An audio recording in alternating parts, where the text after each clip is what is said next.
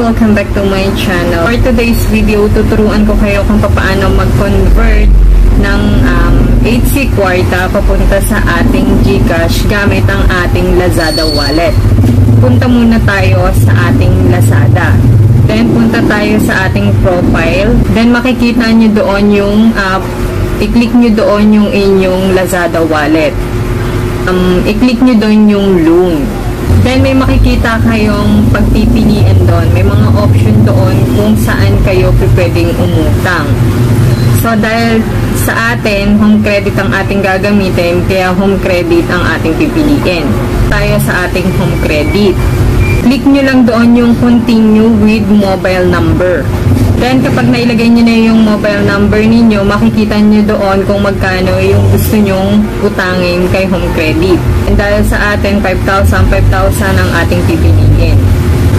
May mababasa kayo doong recent payment request to your home credit app. Please open the app and make sure you are logged into this account. Yung gamit nga ninyong number, yun din dapat yung ilalagay ninyo kapag mag-build up kayo dito. So, punta na tayo sa ating home credit apps.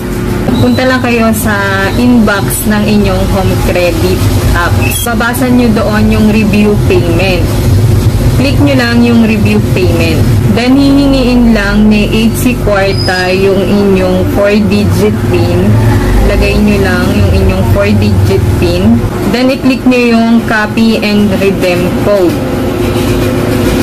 Direkta na kayo makakapunta sa Lazada. Then, copy-paste lang, then redeem. Then, click nyo lang got it. Kapag po ang tin-transfer natin ay galing sa loan papunta sa Lazada wallet, hindi po natin to matatransfer papunta sa ating bank account. So, kailangan talaga natin si share treats. So, punta na tayo sa main Lazada natin. Search natin doon, share treats. Then, click nyo doon yung amount na gusto nyong i-transfer papunta sa GCash. Then, buy now. Then, enter nyo lang yung phone number kung saan mo marireceive yung voucher code. Dito po, kailangan po kung mag-enter kayo ng number, make sure na tama dahil ito yung pinaka-importante dito dahil dito ipapadala yung voucher code na kukunin nyo kay Share Treats.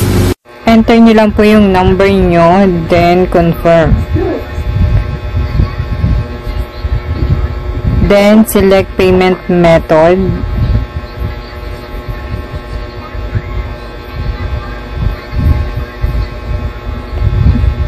Then, click nyo lang yung Lazada wallet. Then, confirm selection. Place order. Then, punta na tayo sa ating inbox. Then, copy the code. Then, click the link.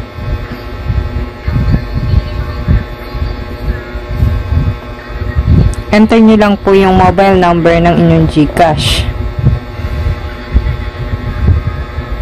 Then, re-enter nyo lang po ulit yung GCash number nyo.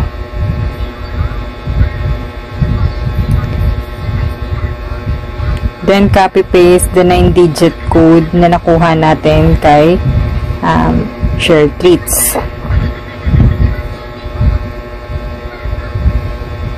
Then, piliin nyo lang po yung image na hinahanap.